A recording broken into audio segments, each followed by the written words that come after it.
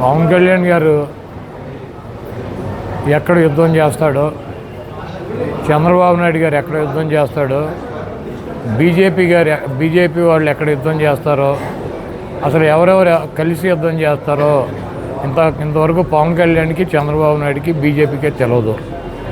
ఎవరు యుద్ధానికి రెడీ, ఎక్కడ ఎవరు యుద్ధానికి రెడీ వాళ్ళకి తెలుసా? కనీసం వాళ్ళకన్నా క్లారిటీ ఉందా? ఇప్పుడు పవన్ కళ్యాణ్ ఎన్ని చోట్ల యుద్ధం చేయబోతున్నాడు, ఎక్కడ యుద్ధం చేయబోతున్నాడు ఆయనకి తెలుసా?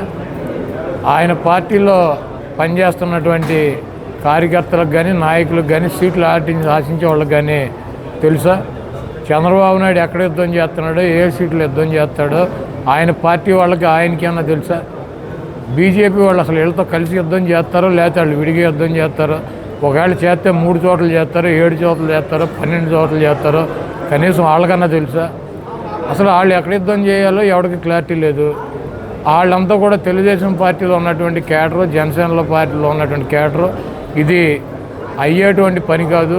ఓ పక్కన జగన్మోహన్ రెడ్డి గారు సిద్ధం అని చెప్పి దూసుకెళ్తున్నాడు. మనం యుద్ధం అని చెప్పి ఆ సిద్ధం పక్కన ఫ్లెక్సీలు పెడతాం తప్పించి చేయగలిగింది ఏమీ లేదు.